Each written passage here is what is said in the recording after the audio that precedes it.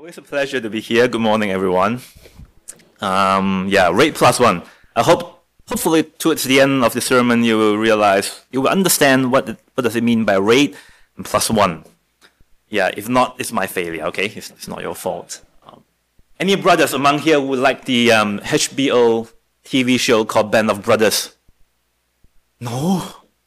Anyone watch Band of Brothers before? It's like in the early 2000s.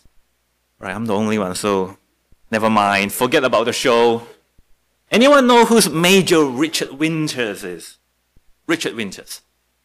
Okay. Right.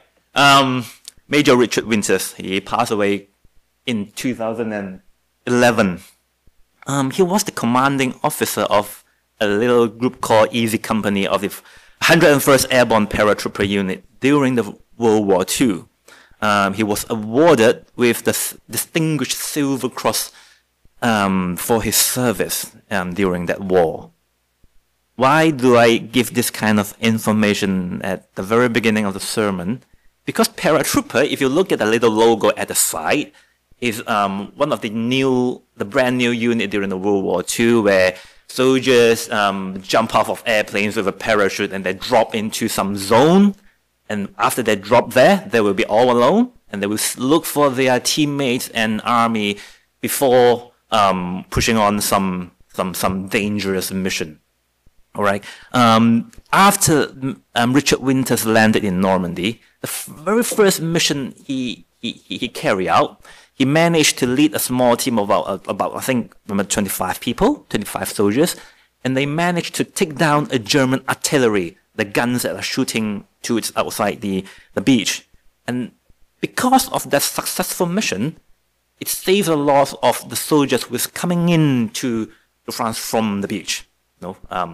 Anyone watch Saving Private Ryan? Yes, some of them. Yeah, there are a lot of soldiers coming in from the sea into the European, the continent. So what I want to say is that he is a distinguished soldier. And the award, the Distinguished Silver Cross, is the second highest award that can be given to any soldier in the US Army. The first one being the Medal of Honor. After all his service, towards his old age, his grandson asked him, "Grandpa, were you a hero in the war?" Major Richard Winters was a paratrooper. Most of the mission that he carried out, he has to drop from the airplane and landed in some unknown land all by himself before looking for his teammates. Alone in the battlefield. And that is something similar that what we see with Jonathan today, isn't it? Katharina, you just read the Bible. Jonathan is carrying out a very dangerous raiding mission. A mission that will be carried out in secret and with only one more teammate. Somewhat similar to today's passage, yeah? So before we venture into our passage of chapter 14 today, there are two little backgrounds that we need to be reminded of. The first being, what kind of situation is the entire Israelite army in? The entire war or battle begins in chapter 13. And at that time, Saul was leading the Israelites into a battle with the arch enemy. And they are the Philistines, the army with a lot of weapons, with iron weapons that could pierce through their enemies. Okay? And how about the Israelites? The army size is 3,000, 2,000 with Saul, and the remaining 1,000 with Jonathan. And who was Jonathan? And interestingly, the storyteller did not tell us anything about this person at this moment of time. But of course, given that he was assigned 1,000 soldiers, he must be someone of importance. Okay? Now putting Jonathan aside. What about the Philistine army? The army size. They have 3,000 chariots and 6,000 charioteers and numerous soldiers like sand. Now imagine, Israelites have 3,000 soldiers and the Philistines has 3,000 chariots. Imagine you fighting a war with 3,000 soldiers, and your enemy has 3,000 tanks. Okay, so that's the contrast that we're looking at. So of course, logically, without any surprise, the Philistines will have won the battle. The Israelites, they are in a certain loss, okay? And the other thing, if we look into chapter 13, is that we remember that this King Saul, he made offerings to God without waiting for Samuel, and then Samuel just told him off because he did that. And Samuel told him that, but now your kingdom will not endure because you have not kept the Lord's command. So how sad, okay? How sad. And the next verse we have is that, then Saul left Gilgal and went up to Gibeah in Benjamin, and Saul counted the men who were with him. They numbered about 600. All right, from 3,000 now they are down to 600, and 80% of a reduction of army force. Will you continue to fight the war? Yeah, I already see his head shaking. No, I'll just go back. Yeah, let's not fight anymore. And not only that, the fun thing about this is that there is only 2 weapons in the entire army for the Israelites. There's only 2 weapons. And one of them is with Saul, and then the other with Jonathan. Okay, 600 soldiers and 2 weapons against 3,000 tanks. Talk about winning a battle. Talk about winning a battle. The seemingly hopelessness is not, I think it's because of the difference in army size, isn't it? This is the first thing we have to remember. But the second thing, interestingly, is about King Saul. Now, if we remember in the book of Samuel, King Saul rose to prominence and rose to kingship because he was requested by the Israelites to rule over them and to lead them in the battle with their foreign neighbors, okay? And in the beginning, he was successful. He landed a victory in the battle with the Ammonites, isn't it? And with all his military capabilities or competences, in addition with the anointing of Samuel, these 2 things combined together, if Saul did nothing out of line and just just do whatever he was told to do, he should be fine. Perhaps not the greatest king of all, but a good king, nevertheless. A king that could lead them into victory against their enemies. Yeah, he is a military competent man. But then, in terms of obedience to the Lord, he is something less desirable, which makes him not the most suitable candidate to lead the Israelites. So it is under these 2 backgrounds that we come into chapter 14. This 15 verses. It's so fun that Jonathan, on one day, without any precursor, he chose to execute a raiding mission to the Philistines' camp. Now, according to the information we gathered just now, this mission is extremely dangerous. Because with Jonathan going into the Philistine camp, how many pieces of weapon do they have? 1 piece of weapon. And then 2 men into the Philistine camp. And without any support, Jonathan is planning to intrude the enemy camp with numerous soldiers like sand. Now, under such circumstances, with this kind of dangerous plan, will you, Jonah, inform your superior? No, not even want to go, isn't it? Just stay there and be quiet. Now, don't even think about it, yeah? Don't even think about it. It's not the right thing to do. It's really not the right thing to do. Not the wisest thing to do, isn't it? That's why he did not tell his father.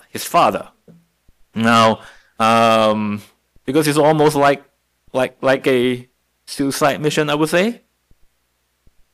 But this suicide mission requires Jonathan to move around from the Israelites' camp to the Philistine camp. Jonathan is a figure in movement, is fluid, is in movement. But on the other hand, his father Saul was sitting down a pomegranate tree. Not sure whether he's resting or doing other sorts of things. He might not be resting. He might be dealing with official affairs, doing some cases, making decisions. But the thing is, Jonathan is portrayed as one that's going to move around, and King Saul is sitting down there and not moving. Saul, the army commander, is idle, sitting down. And we remember that Saul is the competent military man, but he is idle. He is sitting down and not moving about. And then in verse 3, In verse 3, we have another information.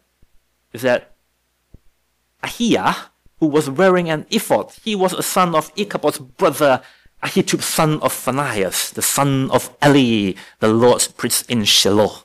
Now, what is this verse 3 doing in this passage? Why is it there? Always have to ask when we're reading the Old Testament. Why is it there? Why is some priestly figure in the passage? The thing, why is it there, is to remind us readers that they are priests.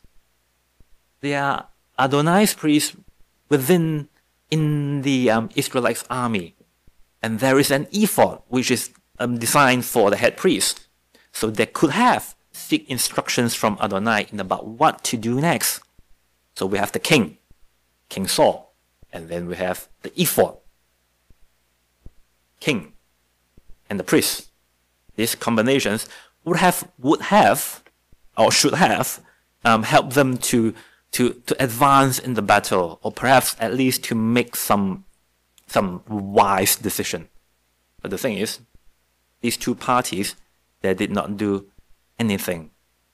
And we also remember that King Saul was the less desirable or the unsuitable candidate to lead the Israelites. And then we have Ahiah, who is the great-great-great-grandson, offspring of Eli. In the book of Samuel, Eli is not the most favorable priest. Samuel is. So we have the less desirable king. We have a less desirable priest in the camp, in the Israelite army. Who's going to advance? Who's going to win the war for them? So chances for winning the war is almost like a whisper. It is amidst this very hopeless situation, Jonathan rose to the need and he carried out a raiding mission. How crazy it was that it was unknown to the highest army commander, King Saul, and anyone else. Nobody knew, right? Okay, the next crazy thing is that Jonathan chose to advance into the enemy camp through a pass where there are cliffs on both sides. So apart from a dangerous mission, the journey itself is already difficult enough and not easy to conquer. And in verse 6, we get into the mission, this raiding mission to attack the Philistines' army by surprise, executed. And one of the important features is to pay attention to how, it's about how this story is moved forward with dialogue. Now, when we read narratives, it is a really good fun to map out when the storyteller is telling the story and when dialogue is being brought in to advance the storyline. From verse 6 to 12, we exactly have this feature that conversations carry on, advances the story. So the first thing we have is Jonathan saying to his armor-bearer, "Come, let us go over to the outposts of those uncircumcised men. Perhaps the Lord will act in our behalf. Nothing can hinder the Lord from saving, whether by many or by few." Wow, that is a brave thing to say, isn't it? He spelled out the reason that he wants to do this mission is to attack the uncircumcised ones. Uncircumcised, meaning they are not the same as us. They are not the holy nation, perhaps. But then, in this verse itself, Jonathan did not say that the Lord must win the war for them. It did not say that the Lord must win. He just said that we may win, Lord will lead us. But he spelled out that the principle that God will lead people into victory. This is a rather wonderful for a leader. He did not force God to stamp the plan with a victory. Instead, he explains or explores how God leads people into triumph and try to replicate them. There is a very subtle difference between these two. And then, the other thing is that Jonathan, in this sentence of Jonathan to the armor-bearer, he did not force the armor-bearer to follow him from a higher position. He simply presented a request. In the Hebrew grammar itself, it's a question. It's a qualitative. He is asking the armor-bearer.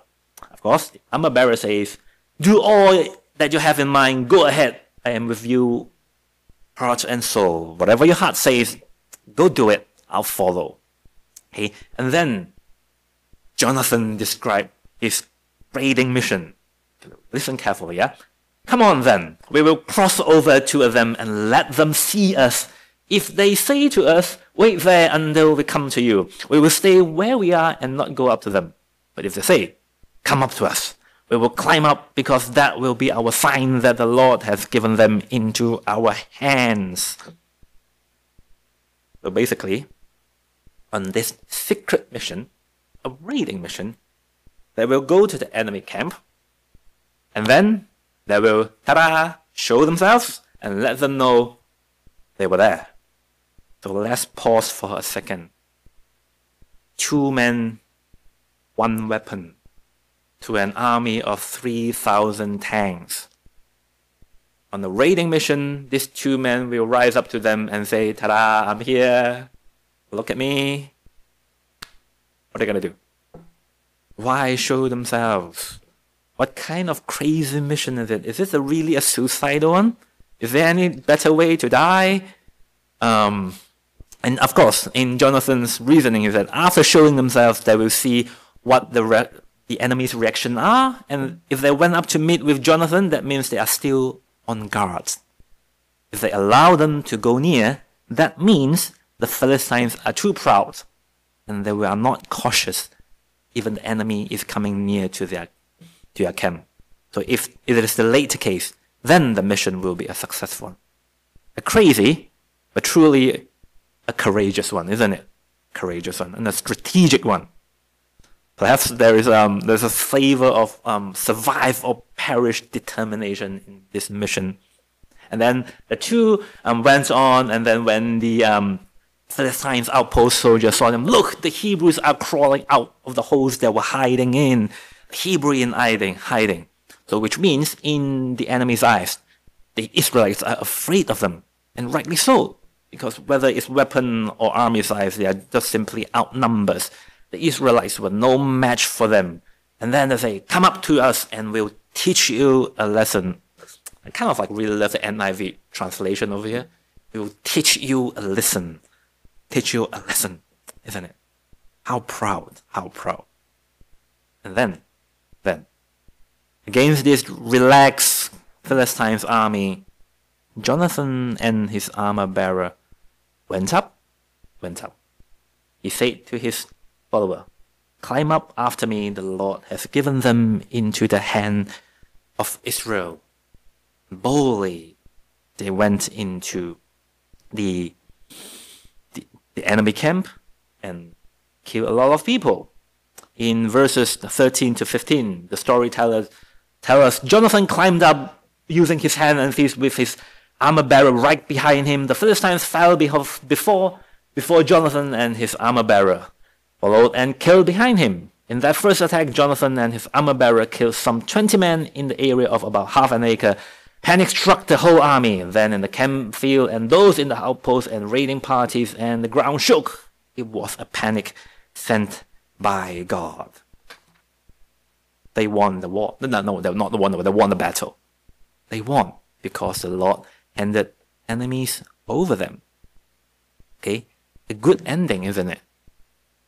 Good ending it is. good ending it is. Now, if we look at this passage carefully, look at the dialogue carefully, remember, against the background of Saul being the undesirable candidate, we have Jonathan rise to the need. What kind of character are we seeing in Jonathan? He is not a forceful leader. He did not force his follower into battle. He is courageous by carrying out this crazy suicidal mission.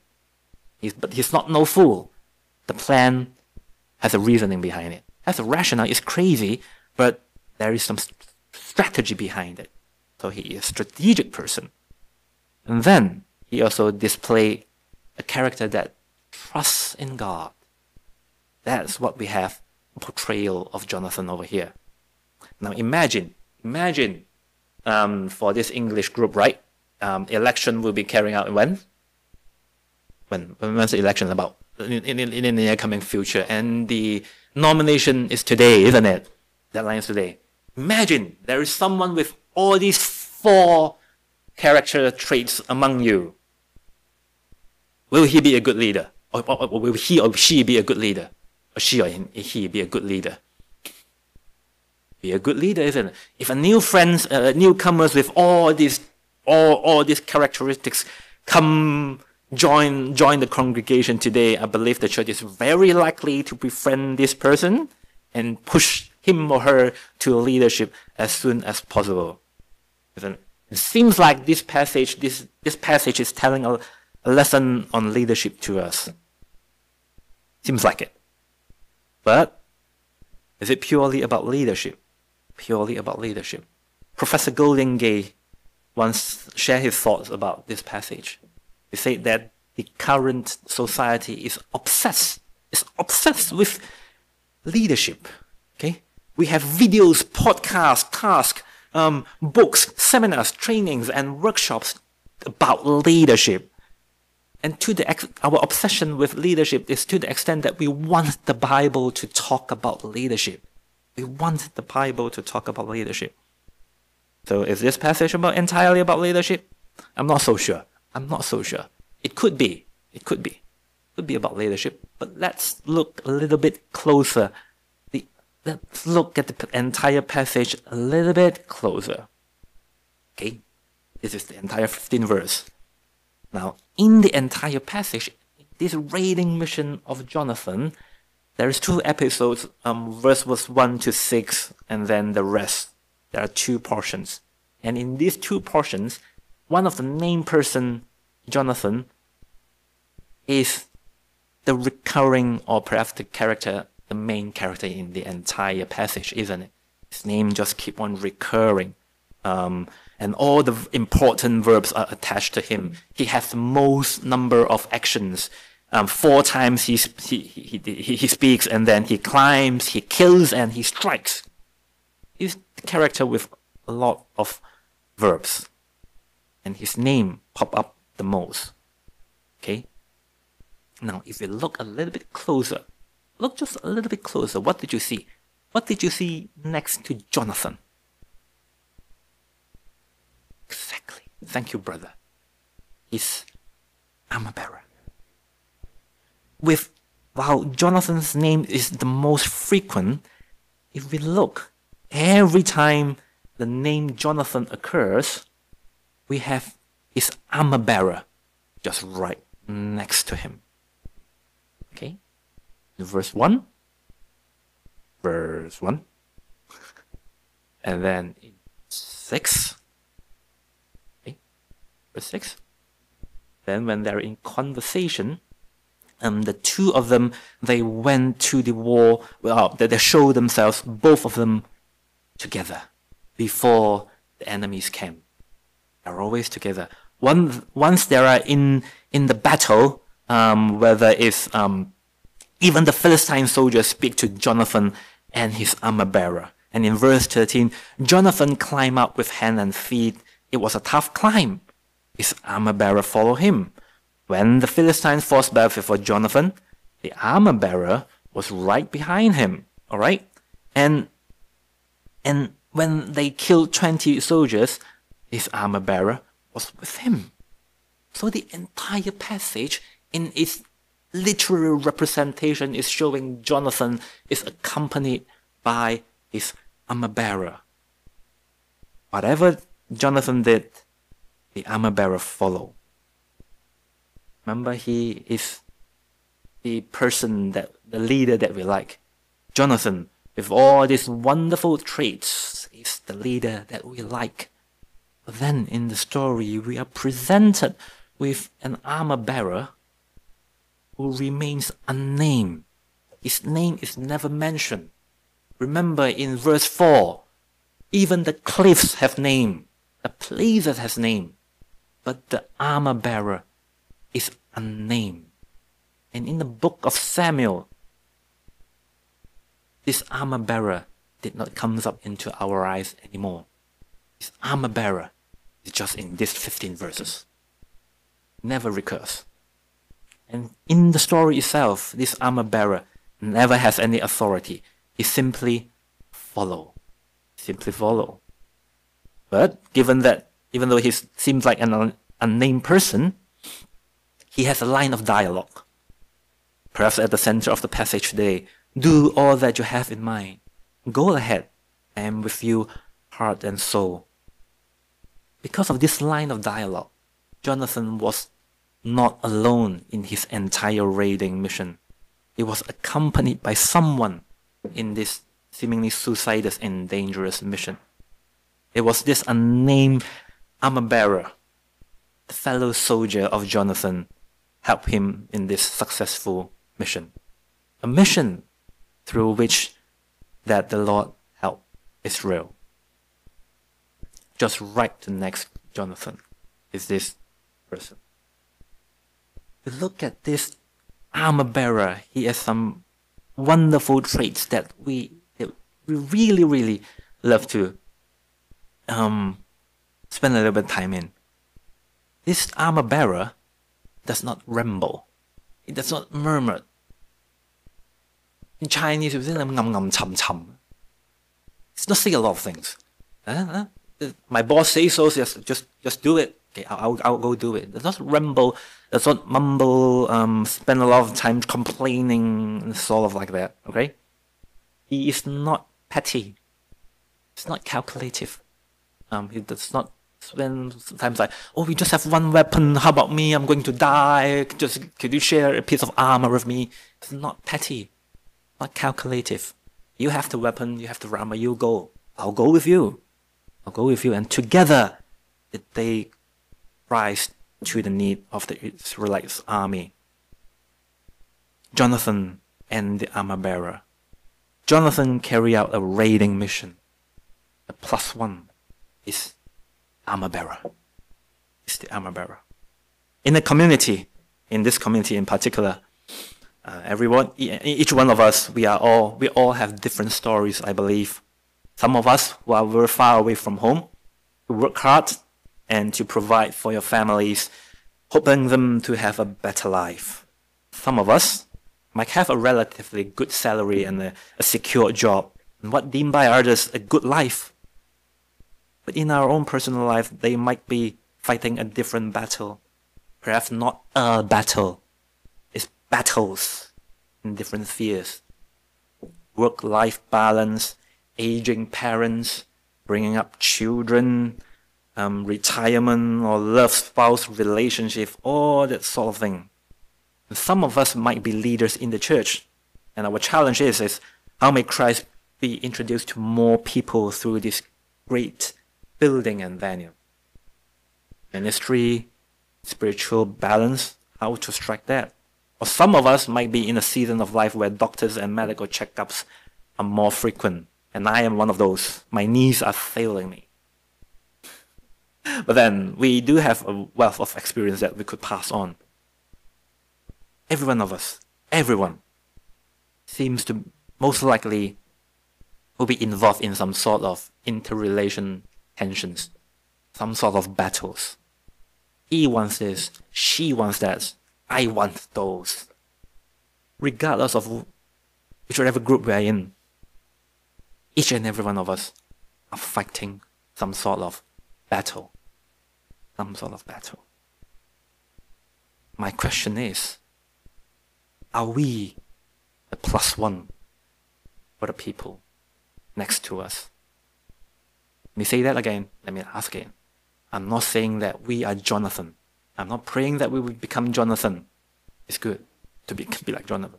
I am asking today, are we +1 for the Jonathans right next to us? About 12 years ago, I made a decision that reduced a lot of friends that I could speak with. But give thanks to the Lord, there were still 4 brothers I could rely on. When I was blind, I could still study in the seminary, and these brothers just guided me through. Even they had doubts and questions about my decisions, they still support and guided me. 12 years later, when I'm now teaching in the seminary, and they themselves serving in the church, they have different kind of issues maybe, or facing crisis as a middle-aged man, I'm always just a phone call away from them. When I was writing this sermon, I keep on thinking, apart from my wife and the 4 brothers and my family around me, I keep asking myself, am I a +1 to the people around me, to the faculties and staff in the Hong Kong Baptist Theological Seminary? I've been there for 14 months. Am I a +1 to them? My sincere answer is not yet. Not a no, but not yet. Not yet. The armor-bearer name is never mentioned. There is no way to commemorate this person in any way, even if we like to. In the raiding mission, he is the supporting cast. He does not have any authority, he just simply supports Jonathan's plan and mission. He did not grumble or rant about how dangerous the mission was or how difficult it will be.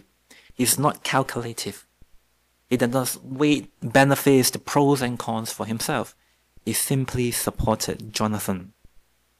So, for the very last time, I will say this again. I'm not praying that we will find a companion today, but we will become a fellow soldier, +1 for those around us.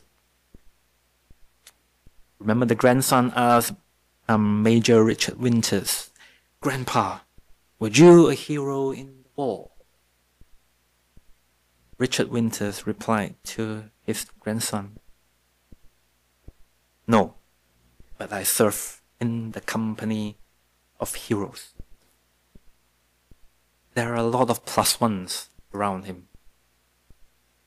Let us become +1 ourselves in this community that we could support each other throughout this very challenging time, and I believe a time where God will work miraculously.